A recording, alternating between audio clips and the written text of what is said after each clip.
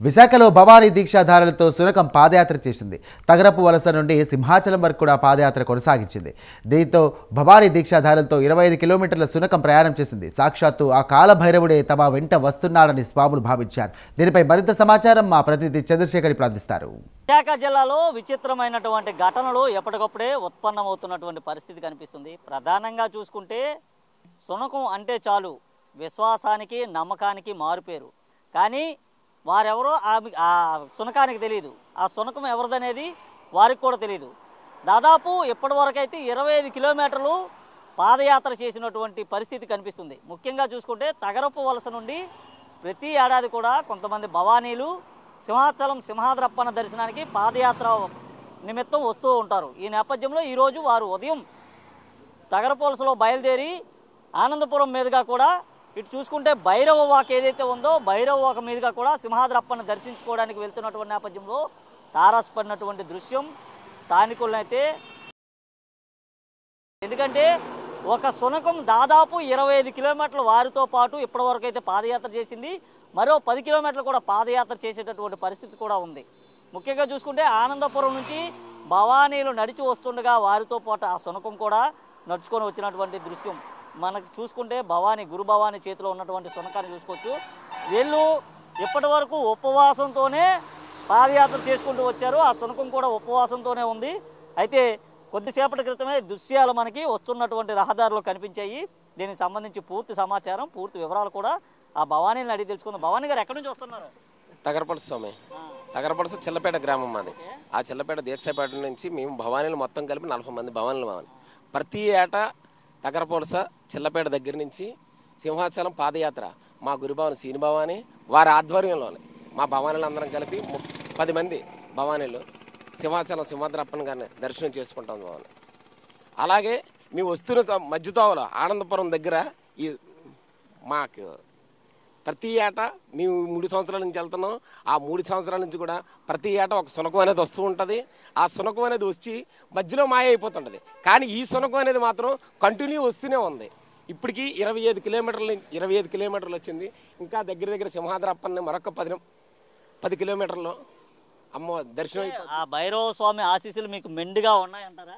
Compulsory ఉన్నాయి స్వామి. దేవుడైనా వాళ్ళు లేకుండా ఏది లేదు స్వామి. దేవుడైనా ఉండడం బట్టి ఉదయం తెల్లవారుజాము నుంచి కూడా ఎటువంటి ఏమీ తీసుకోకుండా మాతో పాటే మీరు నడుస్తుంటే నడుస్తుంది, కూర్చుంటుంది. అలాగే ఏమీ తీసుకోకుండా ఓన్లీ బిస్కెట్లు కూడా తీసుకోకుండా ఓన్లీ మంచినీళ్ళు ఒక్కటే తాగుతూ మాతో పాటు పాదయాత్ర చేస్తుంది సార్. గురుభవాని గారు మీరు చెప్పండి, మీతో పాటు ఒక భైరవ స్వామి మీ వెనకాతలు వస్తున్నాడు. అమ్మవారి వెనక సాక్షాత్తు భైరవ స్వామి నడిచి వస్తున్నటువంటి పరిస్థితి ఉంది. దీన్ని ఎట్లా చూసుకోవచ్చు? ప్రతి సంవత్సరం కూడా ఇలాగా సునకం మాకు దారి చూపిస్తుంది, ముందు దారి చూపిస్తుంది. ఇది ఇప్పటికి 3 సార్లు మాకు ఇలాగ జరిగింది. ఈసారి ఇక్కడ మధ్యతోవలో మాకు మిస్ అవ్వలేదు. ఈ సునకాన్ని కూడా మా ఇంటికి తీసుకెళ్ళిపోవడం కూడా మేము సిద్ధంగా ఉన్నాము. అలాగే మేము ఇప్పటికి 10-15 సంవత్సరాలు పెట్టి ఈ పాదయాత్ర కొనసాగుతుంది. ఇంకా సింహాద్రప్పన్న ఆశీస్సులు ఉంటే మాకు ఒప్పుకున్నంత వరకు ఈ భవానీ దీక్ష చేసుకుంటూ ఈ పాదయాత్ర కొనసాగుతామని అయితే ఈ భైరవ స్వామి సునకం రూపంలో మీకు ఆనందపురంలో తారసపడి నుంచి దానికి ఏమేమి తినడానికి ఇచ్చారు?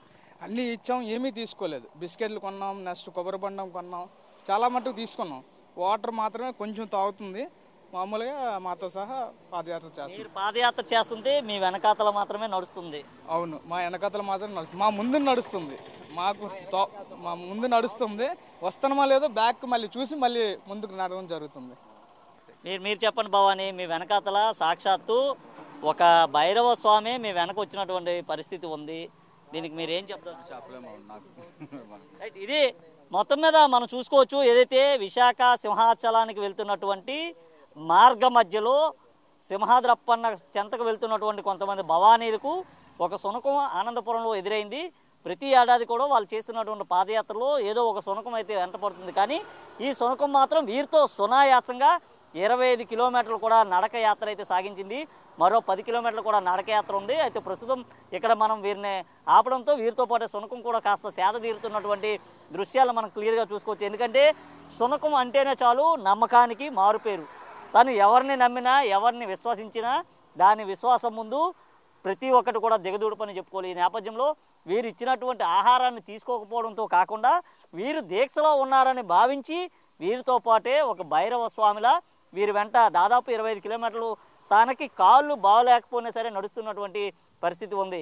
అయితే చూసుకోవచ్చు, భవానీ దీక్షకు ఆ భైరవ స్వామి సాక్షాత్తు కొండ దిగి వచ్చినంతగా కూడా వీరంతా కూడా భావిస్తున్నారు. ప్రతి ఏటా వచ్చేటటువంటి శునకాలు ఏవైతే ఉన్నాయో కేవలం మార్గ మధ్యం నుంచే వెళ్ళిపోయావు, కానీ ఈ శునకం మాత్రం 25 కిలోమీటర్లు నడవడంతో తమను ఆశ్చర్యానికి గురి చేసిందని చెప్తున్నారు.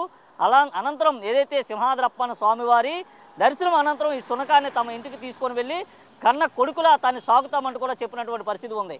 వీడియో జర్నలిస్ట్ సుధాకర్తో చందు, ప్రైమ్ 9 విశాఖ నుండి.